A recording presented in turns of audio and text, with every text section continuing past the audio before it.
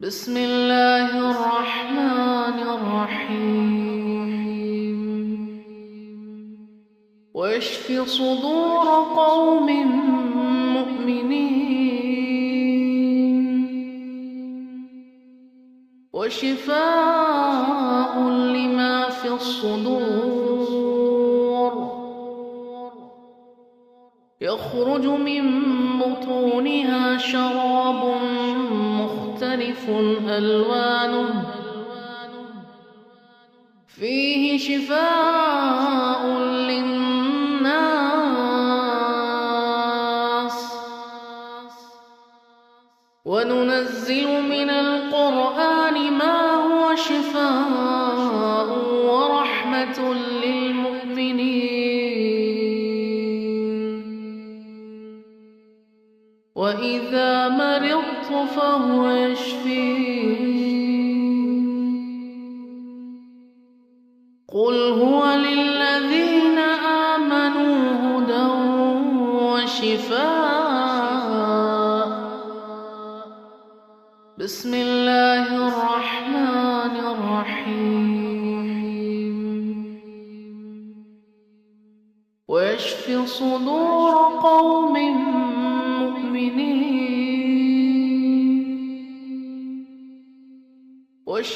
وشفاء لما في الصدور يخرج من بطونها شراب مختلف ألوانه فيه شفاء للناس وننزل من القرآن ما هو شفاء ورحمة للمؤمنين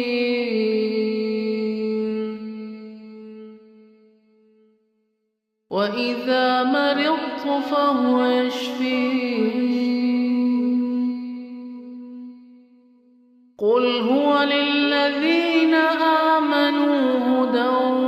وشفاء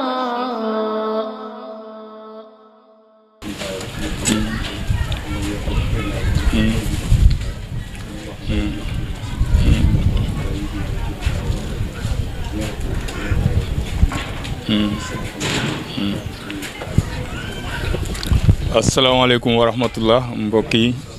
ñu ngi ziar ñëpp di leen ndokkeel di leen massawu ci coonay déplacement bi di gërëm ñëpp ñi fi teew xam naa ngërëm yi sax imam dina ci ñëw ci fin bi ñi ko taxawal nag mooy njabootu imam Saxiir ci ñi xamul imam Saxiir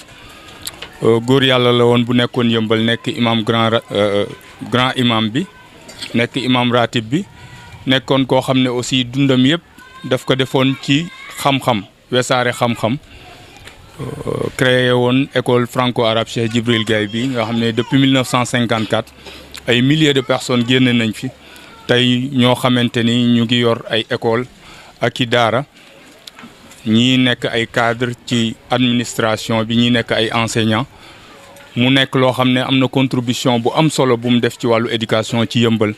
waaye yemul woon ci loolu daf doon yee nit ñi ci seen wàllu diine waaye di leen jàppale si seen dundin aussi ba nga xam ne dina gën a ñoŋ looloo tax njabootam au sens large mooy ñëpp ñi nga xamante ni gis nañ vision boobu ñu jàpp ne lu ñu war a wesaare la ci àdduna mu yaatu ñoo taxawal fondation imam Mouhamed Saxiir Gaye ci njiital imam Libaas Gaye nekk imamu ratib nekk fi nga xamante ni moo fi nekk fondation bi nag mu ngi yëngu ci ay domaines yu bëri mën nañ ko tënk ci ñeent domaine d'intervention bi ci jëkk ci wàllu culture ak religion la mooy wesaare diine jàngal nit ñi seen diine xamal leen ba pare jàppale leen ci moo tax ñuy def ay cours yoo xam ne dañuy jàppale nit ñi ci ñu jàng lire alquran waaye di defaale ay formation moo xam pour imam yi moo xam pour noddekat yi ay formation sang néew ak wesaare yi bépp téere diine boo xamante ni dina tax njàngum diine accessible pour tout le monde donc mu nekk benn pôle boo xamante ci pôle fondation bi beneen domaine activité bi mooy wàllu éducation formation ak emploi loolu tamit mu nekk domaine bu am solo ci domaine fondation bi ñuy liggéey ci faciliter l'accès à l'éducation parce que kenn wumpalewul ne jàng fi mu ne nii dafa cher bëri na ñoo xamante ni seen jàng day yàqu ndax ñàkki moyen loolu tax fondation bi di liggéey ci loolu pour ñëpp ñi nga xam ne bëgg nañoo jàng mën a am accès moo tax ñuy def ay programme parrainage scolaire yoo xam ne dañuy jàppale néew di doole yi fayal leen seen frais de scolarité uniforme daaw defoon nañ ko jël ci lu mat plus de 230 élèves yu jugee ci 6 établissements publics ak ay établissements privés en plus de cela dañuy def appui ci daara yi ak écoles yi jàppale leen ci wàllu matériel bi ñuy soxla loolu tamit pôle boobu dañ ciy liggéey ginnaaw loolu aussi dañuy liggéey ci wàllu formation des jeunes pour jàppale leen def nañ ay formation ci benn concept bu ñuy tuddee banlieue talent académie mooy xool ñi nga xam ne ay personnes ressources lañ yàlla dimbale leen jox leen xam-xam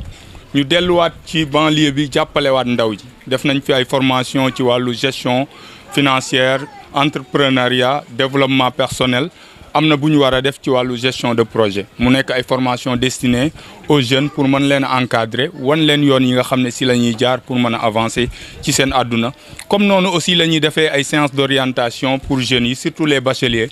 wax leen opportunités yi ñu am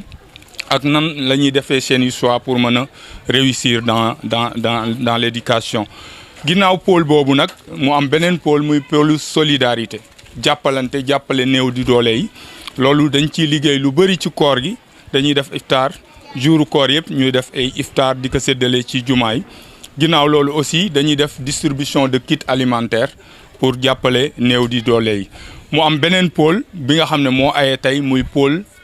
santé et bien-être pôle boobu nag pôle bu am solo la parce que wér-gu-yaram dafa am solo ci doomu aadama moo tax ñuy organiser yu mel nii mooy ay journée de consultation et de don de médicaments def nañ ko ñaari yoon yoo xam ne dañ koy def ak ay généralistes ak ay spécialistes moo xam ci wàllu bët la ophtalmologue yi wala ci wàllu xol wala yeneen spécialistes yi ci wàllu médecine ñu ñëw xool nit ñi population yi ba pare may leen ay garab dañuy def aussi ay sensibilisation ci wàllu pathologie yi nga xam ne sonal na nit ñi comme diabète def nañ ko fi waaye def nañ ko ci hypertension aussi ginnaaw loolu aussi dañuy appuyer structure de santé yi def nañ fi don matériel santé ci centre de santé Chérif Abdallah ñu jàppale leen ci matériel yoo xam ne dañ koy soxla def nañ fi aussi formation ci les gestes qui sauvent mu nekk formation boo xam ne am na solo trop pôle santé def ko tey nag ñu def benn formation consultation boo xam ne spécial daara la boo xamante ni dañ koo jagleel ndongo daara yi jugee Yëmbal ak Malika ñëw fii pour ñu xool seen ndongo yi faj leen léegi nag xam naa du ma guddal damay jox rek ki jiite pôle santé bi mu gën a joxe détail par rapport ak activité bi nga xam ne moom la ñu fi dajale tey moo ñu fi dajale tey su ko defee buñ paree ci médecin yi ñu jox ci kenn aussi mu jël kàddu buñ paree ñu jox ñi nga xam ne ñooy daara yi nga xam ne ñoo fi teew kenn ku leen représenté après kilifa yi tëj jataay bi avant loolu aussi dinañ distribuer médicaments yi nga xam ne moom la ñuy may daara yi ñu yóbbaale ko kon balaa ñoo guddal damay jox docteur Diama mu ñëw wax ci pôle santé bi. salaamaaleykum wa rahmatullah jërëjëf Ibrahima ñu ngi leen di nuyu yéen ñëpp di leen ziar di si jiital imam teg ko si loxoom pour ñu joxal ñu ko kilifa yi fi teew yëpp ñi ngi gërëm également ñëpp ñi nga xamante ne ñëw nañ wuy siñu si journée de consultation bi nga xamante ne moom lañ organiser tey comme ni ko Ibrahima waxee fondation Imam Sakhir plusieurs pôles ñoo ko composé pôle bi nga xamante ne wàll bi nga xam ne ñun ci la ñuy yëngu mooy wàllum santé ak bien-être li nga xamante ne mooy suñu objectif suñu mbébét mooy fexe ba nit ku nekk ak foo mën a dëkk lu mu sori ak sa moyen lu mu tuuti nga mën a am accès à des soins de qualité nga mën a am wér-gu-yaram bi nga xamante ni moom nga yellool mën a am faj mi nga xamante ni moom nga yellool donc loolu mooy ni nga xamante ne mooy suñu objectif ñuy organiser des journées de consultation di appuyer également structures sanitaires yi nga xamante ne moo nekk ci localité yi mais suñuy activité accès wuñ ko seulement ci localité yi nga xamante ni moo ñu wër bëgg nañ suñuy activité gën a sori ci bépp bërëb lu mu gën a sori ci Sénégal bëgg nañ fa yeggale suñu ay activité di ñaan yàlla mu may ñu kàttan may ñu moyen yi nga xamante ne dinañ mën a atteindre suñu objectif yooyu yëpp. tey jii nag ñu organiser benn journée de consultation médicale gratuite boo xamante ne c'est seulement pour les daara ndongo daara ñëpp xam nañ ne ndongo daara yi benn ay ñoo xamante ne lañ souvent du ñu am accès bu baax ci ay soins de qualité wala mu xaw leen a jafe moo tax tey ñu bëgg leen yombalal loolu yëpp. ci journée de consultation bi nag fexe nañ ba lépp li nga xamante ne ay feebar yoo xamante ne dina yëpp ndongo daara yi la comme feebar yuy wàllaate feebar yi nga xamante ni am na ci wàllum der lay doon wàllum bëñ yi tout ça ñu am ay spécialistes yi nga xamante ne ñoom faj xale kese mooy seen domaine ñooñu man fi nekk boole ci ak ay généraliste boole ci ak ay dentiste pour nga xamante ne xale yi fi ñëw lépp li nga xam ne dinañ ko soxla ci wàllum faju dinañ leen ko mën a jox fii. fexe nañ également consultation bi ñu boole ko ak des dons de médicaments incha allah xale yi nga xamante ne yëpp consulté nañ leen fi la plupart si garab yi nga xamante ne bindal nañ leen ko dinañ ko jox seen ay sëriñ daara pour ñu man leen ko baaxee. dinañ baaxee également sëriñ daara yi yeneen garab comme ay antiparasitaire garabu saan yi garab pour yaram buy tàng ak yooyu nga xam ne souvent dañ koy soxla ñu mën leen ko may ñu mën a am seen benn petite boîte de pharmacie boo xam ne dinañ ko mën a utiliser à l'avenir. donc loolu mooy li nga xamante ne moo ñu fi dajale woon tey ñu ngi gërëm ñëpp ñi nga xamante ne jàpp nañ bu baax si organisation bi muy suñ ay partenaires ki si jiitu di El Hadji Youssou Yade depuis bi ñu initié journée bi mooy ki nga xam ne moo ci njëkk a jàpp appuyer ñu bu baax pour ñu mën a yeggali organisation bi keneen ki mooy directeur u PNA di docteur Seydou Diallo mi nga xamante ne liñ fi utiliser comme médicament la plupart yu ci bëri ci moom la jógee te biñ ko waxee journée bi sax yàggul donc ñi ngi koy gërëm bu baax muy suñu partenaire boo xamante ne engagé wu na pour appuyer ñu si lépp lu nga xam ne jëm na ci wàllu garab mais également lépp lu toucher son domaine jàpp ci fondation bi bu baax ñi ngi gërëm également médecins yi nga xamante ne ñëw nañ jàppale ñu si consultation bi di gërëm waa Pôle santé di gërëm toute la fondation Imam Sahir di gërëm toute la communauté de Yeumbeul ak mbokk yëpp ñi nga xamante ne ñëw nañ ci bis bi merci beaucoup. jërëjëf docteur Diama ci kàddu yi macha allah kon ñu ngi ci profito jox médecins yi xam naa ne sax ñoom. tàmmuñu wax ci mbooloo waaye comme ay docteur lañ moom xam naa yàgg nañoo jàkkaarloog public waaye ñoom ñooy gën a habilité pour mën a expliquer par rapport ak ñi seet yan genre pathologie la ñuy gën a gis ci ñoom mën a joxaale ay conseils aussi ndongo daara yi ak population bi ci nan la ñuy mën a saytoo seen santé kon xam naa docteur Madjiguène. asalaamaaleykum wa rahmatullah. maa ngi leen di nuyu yéen ñëpp ku ci nekk ci turam ak ci santam di remercier vraiment waa fondation Imam Mouhamadou Sahir Gaye ci invitation bi nga xam ni invité nañ ñu ko ci journée de consultation bi tey man maa ngi tudd docteur Madjiguène Ndiaye nekk en formation ci pédiatrie maanaam ñi nga xam ni ñooy spécialisé wu ci wàllum fajum xale ànd ak sama ñaari collègue docteur Elisabeth ak docteur Cheikh Ndiaye voilà donc tey vraiment journée bi vraiment c'était une journée boo xam ni réussir na loolu lañ mën a wax parce que santé wér-gu-yaram dafa am solo ci doomu aadama nit bu wérul du mën a jàng donc nit santé mooy li nga xam ne mënta ñàkk ci nit surtout ci xale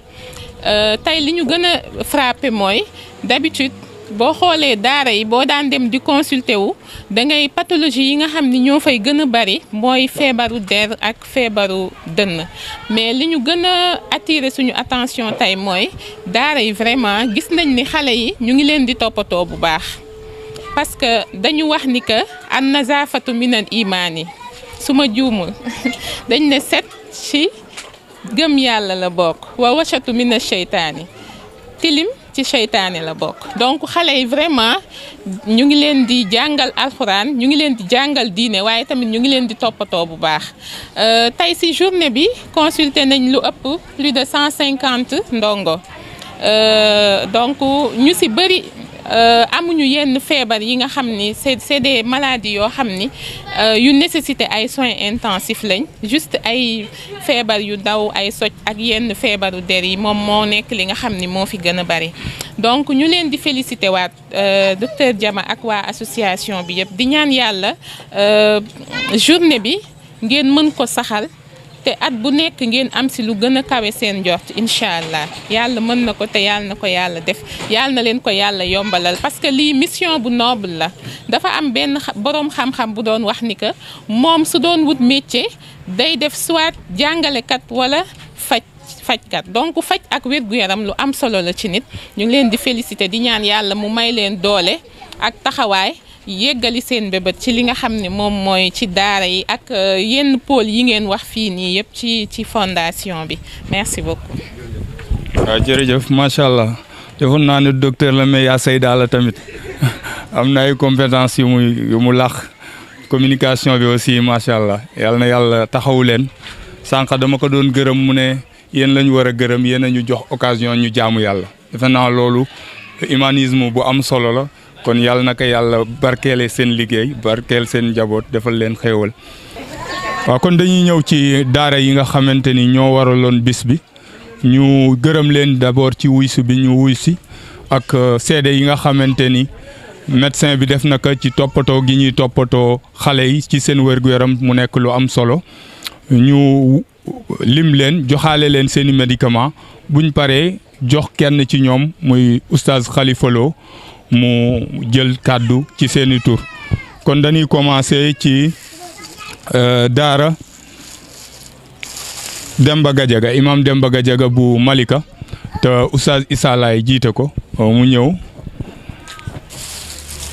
xoolal ma fi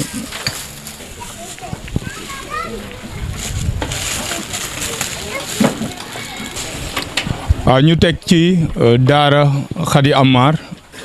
Babacar Ndiaye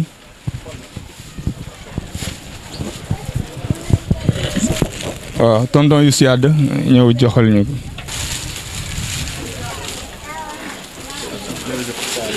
na mujj waaw ñu teg ci daara Babou Saada oustaz Mar oustaz Ibrahima Mbodj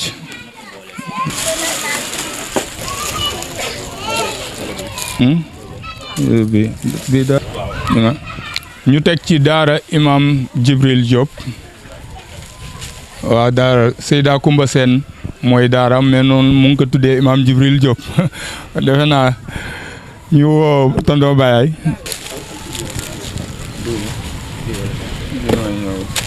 ñu woo daara imam Sahir Gueye ana Birane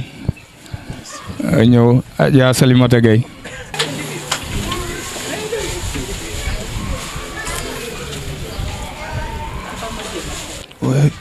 léegi ñu mujjee daara Momar Issa Lo bu oustaz Khalifa Lo imam Libas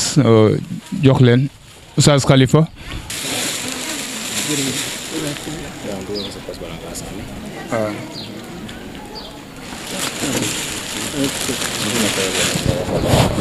kon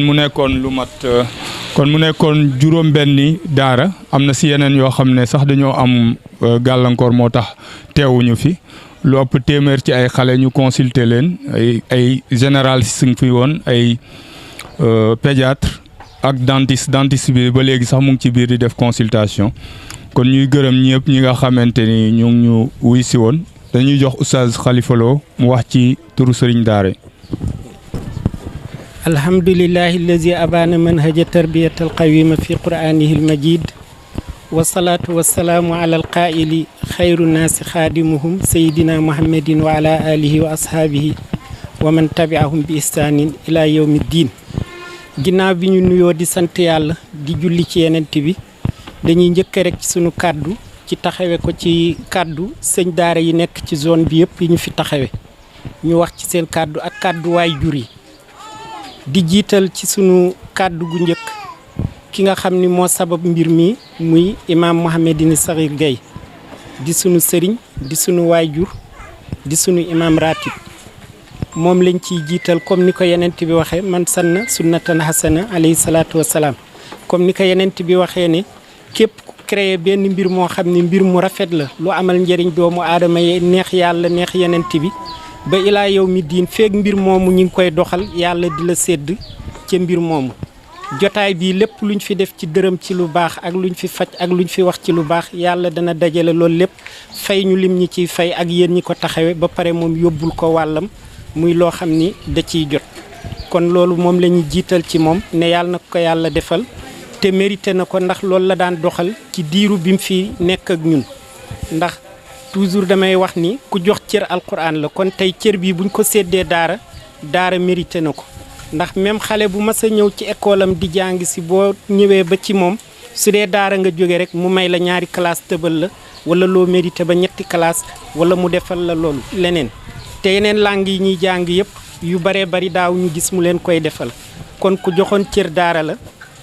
ndax bu njëkk boo daan jóge daara boo ñëwee ñu ne da ngay âgé wala da ngay dellu ginnaaw wala école boo dem duñ la nangoo jël waaye moom premier inscrire bi mu gënoon a soxla ak élèves yi mu gënoon a soxla mooy élève boo xam ni da ngaa jóge ca daara ja wala nga jàng alquran kon loolu lépp dañuy ñaan yàlla def ko fi misaani hasanaat yi ñaareel bi nga xam ni moom lañ waroon a ubbee xëy na ñaan ji dañ ko yéene woon góor gi rek mooy ñu gërëm fondation bi jiital ci sunu imam libaas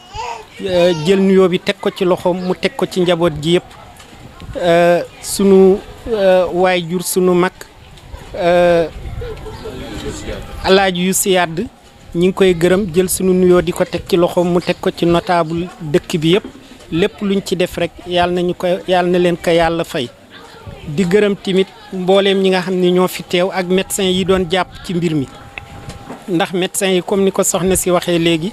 xam-xam yi nga xam ne moo gën ci ñiy tànn gannaaw boo jàngee alquran mooy xam-xamu fiqhin wa tibbin soo jàngee sa wàllu lislaam muy fiq nga teg ci wàllu santé kon ñoom ñu ngi ci liggéey bu mag boo xam ne liggéeyu lislaam la liggéeyu jaamu yàlla yàlla na leen yàlla fay taxawaay bi dellu di gërëm nag mbooleem ñi fi teew imam sax nuun sunu grand baay ay Diop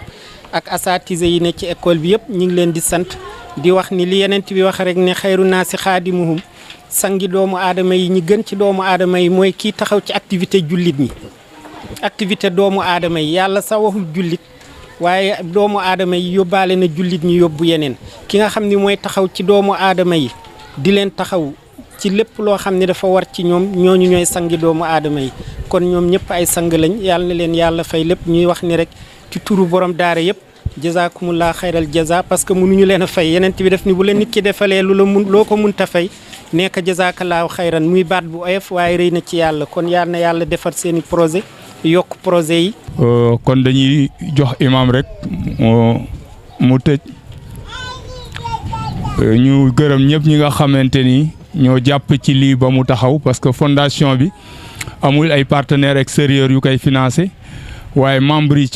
ci seen biir liñ fi jot a lim ci ay activités yëpp ñooy génn seen xaalis def ko waaye génnewaat seen doole taxaw ko kon ñu ngi leen ciy gërëm comité d'organisation bi depuis démb ñu ngi fi pour mën a taxawal lii waa communication ñu ngi fi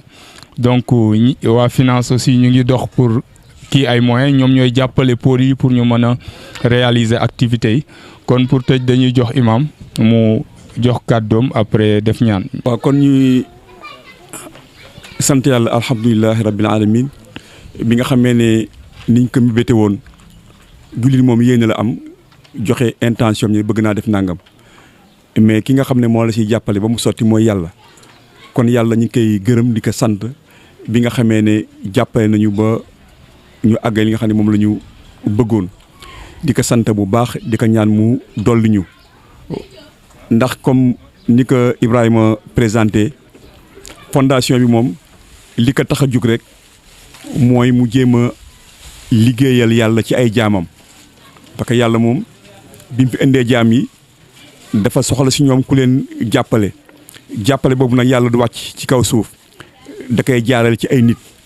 ñooñu nag bu ñu xamee seen mission xam ne kenn ku ne li la yàlla jox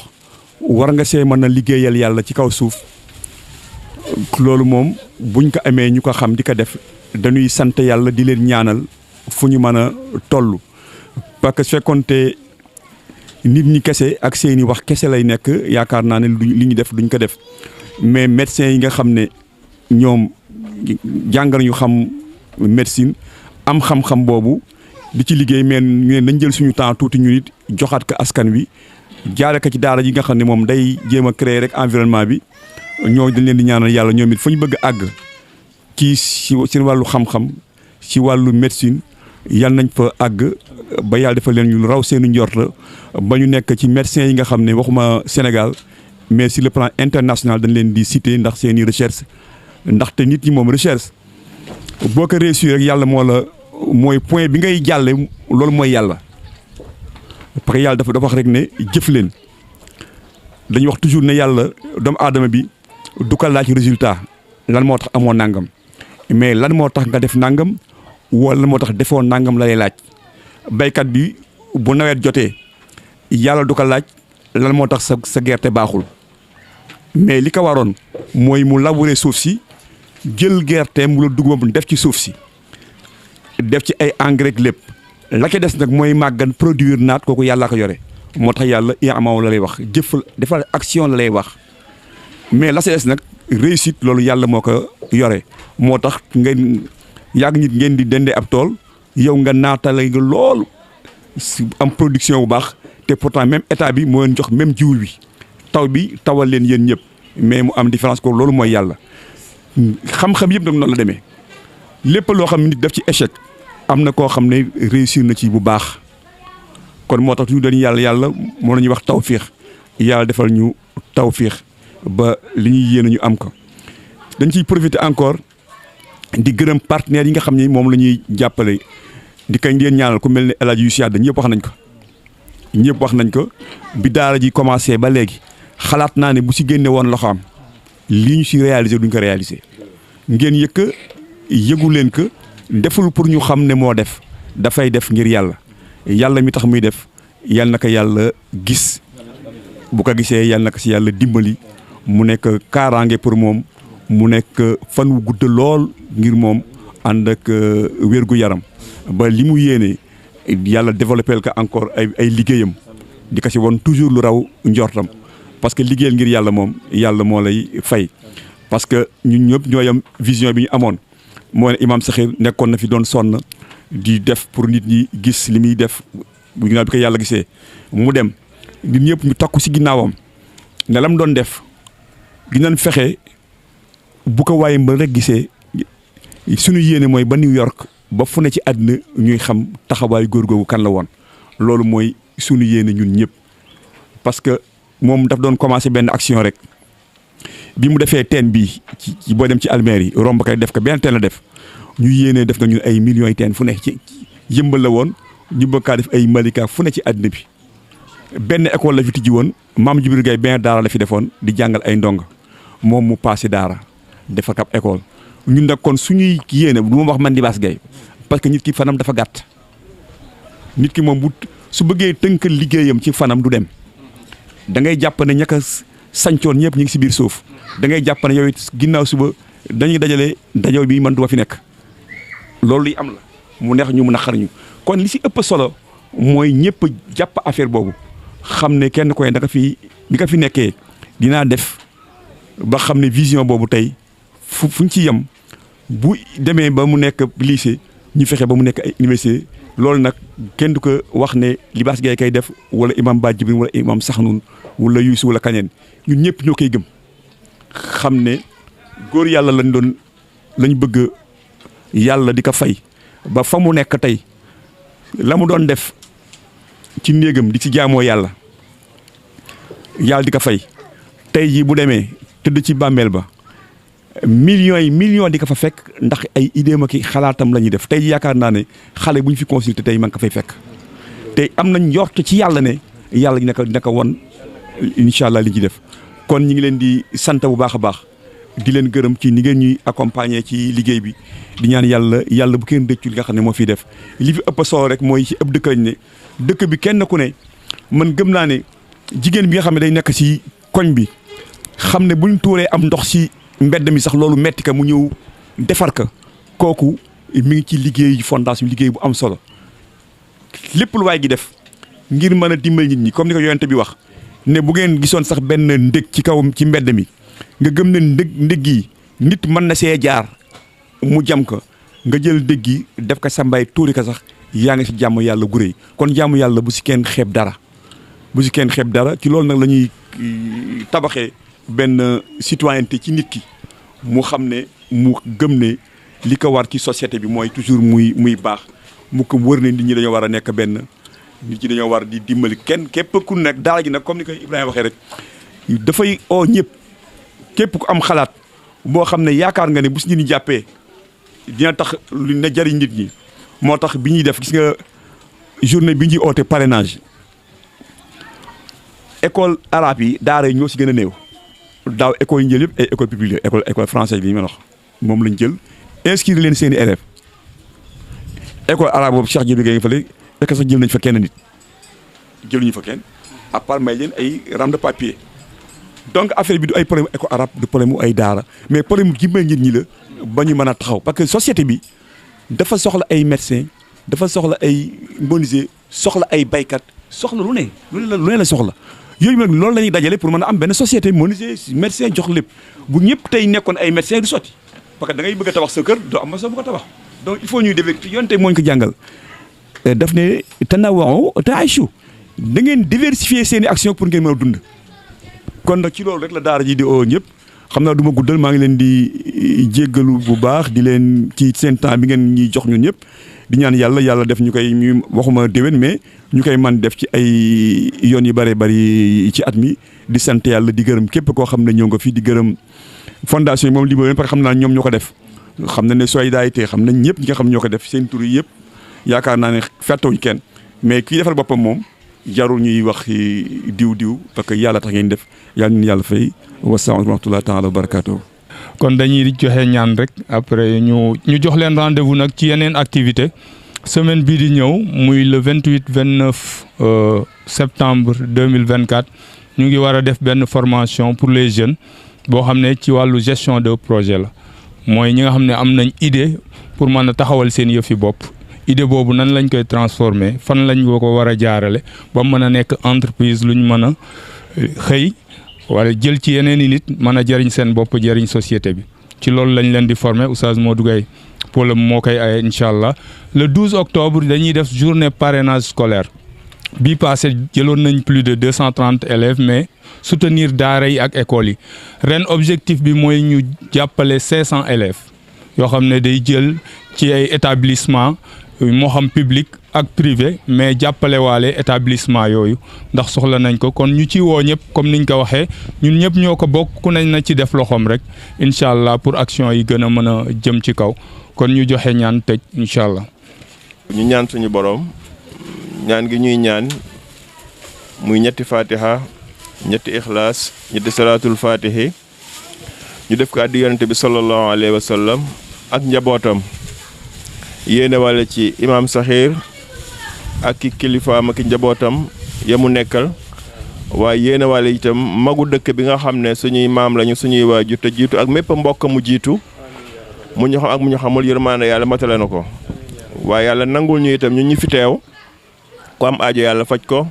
ku am tawat yàlla saafara ko ku am tiis suñu borom teggi ko yàlla mën na ko yàlla na ko yàlla yombal bismillah a'udhu billahi minash shaitanir rajim bismillahir rahmanir rahim rabbil alamin rahmanir rahim maliki yawmiddin iyyaka na'budu wa iyyaka nasta'in ihdinas siratal mustaqim bismillahir rahmanir rahim rabbil alamin واشف صدور قوم مؤمنين وشفاء لما في الصدور يخرج من بطونها شراب مختلف ألوانه فيه شفاء للناس وننزل من القرآن ما هو شفاء ورحمة للمؤمنين asalaamaaleykum wa rahmatullah maa ngi tudd Mouhamed Mar Seck waaw teewal fi daara yi Babou Saada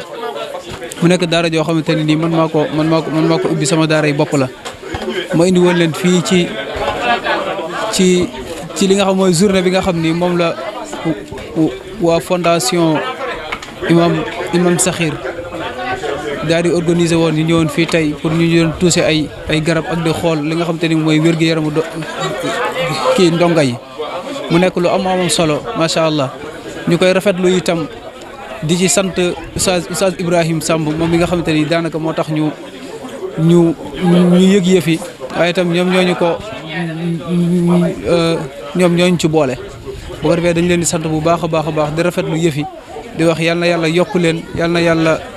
defal leen ci mbir mi lu kawe seen jot si barke alquranul karim asalaamaaleykum wa rahmatullah bismillahi rahmaani rahim la hawla wala quwwata illa billahi al-aliyyil azim ñu ngi sant yàlla bu baax di julli ci Seydina Muhammad sallallahu alayhi wa sallam maa ngi tudd Babacar Ndiaye jiite daara Maam Khady Amar fii ci Yëmbal ñu créé woon ko depuis 2015 ànd ci ak sama ay mag muy yaa Zayda soxna Ndey Khady Ndiaye ak soxna Oumy Diop moom moo yore côté français bi ñu ngi am mbégte bu baax a baax di tàbbi fii ci waxtaan wi ak organisation bi nga xamee ne waa fondation imam Mouhamadou Sakhir ñoom ñoo ko taxawal imam Mouhamadou Sakhir nekkoon góor yàlla bu mag fii ci Yëmbal liggéey fi liggéey boo xamee ne kenn dootu ko naatable damay fàttali ko lenn rek ci ay wax yu mu daan wax mu ne boo ñëwee ci mbootaay gi ci boppam am na kàllaama gu mu am di wax waaye tey ku ñëw fii di nga gis ne mbootaay gi am na kàllaama gi muy wax mooy li ñu fi liggéey li ñu fi def lu am solo la jëme ko ci wàllu xale nga xam ne muumin la dinay am moment boo xamee ne dara mun na koy metti sax sa du ko mën a expliquer kon bu yàlla dogalee ñoom ñu xalaat ne war nañu mën a jël lenn ci seen wërsëg lenn ci seen doole jëmbat defalaat ko askan bi surtout ci daara yi je pense que loolu initiative bu noble la ñu dajale seen alal ay fajkat yoo xamee ne ñu xarañ leen ci wàllu faj xale ñu woo daara yi ne ñu kaay leen ngeen fekk si ñu fi ñu nekk ñu xool xale yi consulter leen jox leen ay garab loolu defe naa du lu ñu mën a fay mënuñu rek lu dul gërëm leen ci loolu ñaan yàlla mu defal leen yool bu yaatoo yaatu ci liggéey boobu waaye fay ko mufti ba muy imam Mouhamadou Sakhir am nañ mbégte bu baax en tant que représentant école Maam Khady Amar fii ci Yëmbal ñëw nañu ànd ak sunu ay xale ànd ak seen ay waajur